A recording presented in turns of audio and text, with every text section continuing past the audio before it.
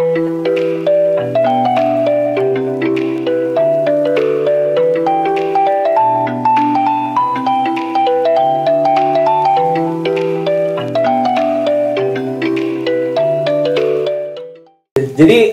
mencoba untuk menghadirkan cerita yang kita kan kalau bikin sequel itu selalu nggak pernah gampang ya, selalu susah karena belum udah mikir ini pasti orang akan banyak yang mikir bagusan yang pertama dan memang akan selalu seperti itu apapun filmnya. Jadi ya udahlah itunya sih pasrah aja.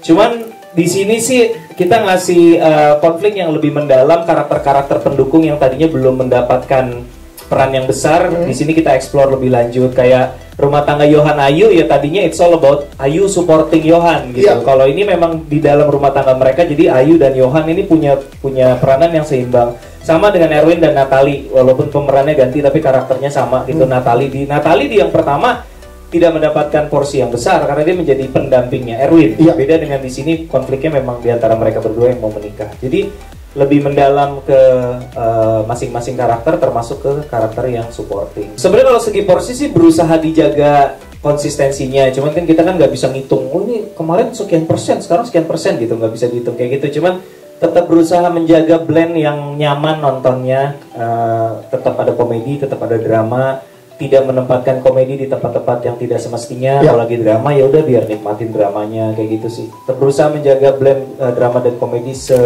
sebisa mungkin. 6 tahun yang lalu itu kita hidup di masa wokeness yang berbeda sama sekarang.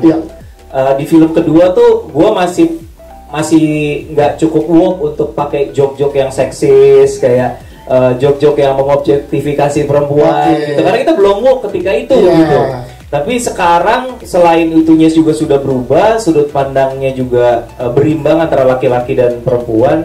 Juga kita berusaha untuk tangkap isu-isu lain, kayak misalnya ada isu sekarang isunya child free gitu ya. Makanya tadi teman-teman lihat di trailer soal Yohan dan Ayu yang belum pengen punya anak kayak gitu-gitu sih. Jadi lebih berimbang lah antara sudut pandang maskulin dan feminin.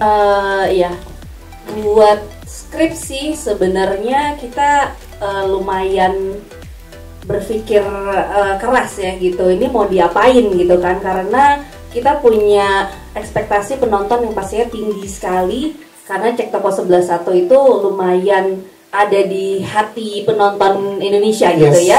Salah satu film Indonesia yang mungkin kalau banyak yang kenal dan juga banyak yang masih ingat gitu, begitu memorable gitu. Jadi karena segitunya, jadi mau bikin sequel tuh tantangannya yang kayak aduh ini bisa nggak usah lebih bagus deh, tapi bisa nggak ya sama-sama masih bikin orang happy gitu pas keluar bioskop gitu. Jadi memang kalau aku sih banyak banget overthinkingnya gitu ya kalau mau bikin ini.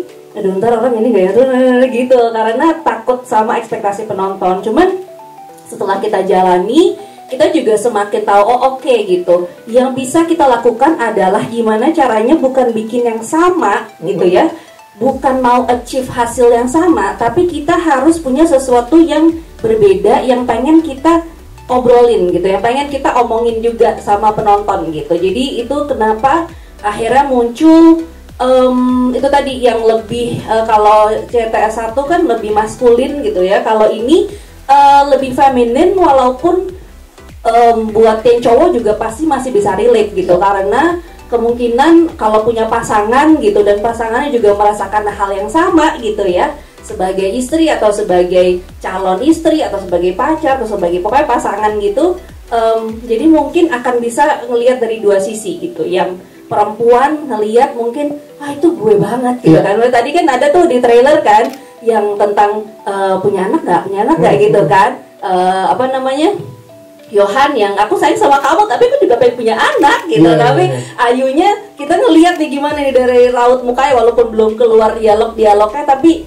kita ngelihat nih gitu ya gitu. Jadi kita pengennya Cek Toko 11.2 ini juga menghadirkan realita yang bisa di dekat gitu sama realita orang-orang atau juga penonton gitu. Jadi itu sih di awalnya tuh kita lumayan kayak gimana nih rasanya harus lebih daripada Cek Toko 11.1 gitu. Tapi ternyata setelah kita pikir-pikir, setelah kita gali lagi bareng, kita jangan ngejar ke situ gitu. Kita harus ngejar gimana caranya kita pengen memberikan sesuatu yang juga sama-sama relatable gitu.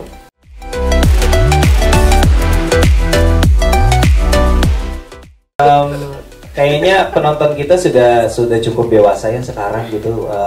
Penggantian peran di series, di film untuk karakter yang sama diperankan oleh aktor yang berbeda tuh rasanya bukan sesuatu yang aneh lagi untuk sekarang gitu. Jadi nggak perlu ada penjelasan panjang lebar, orang bisa menyimpulkan sendiri. Oh ini namanya sama-sama Natalie, sama-sama pacarnya Erwin, tapi pemerannya ganti. Udah gitu, sesimpel itu aja sih menurut gue.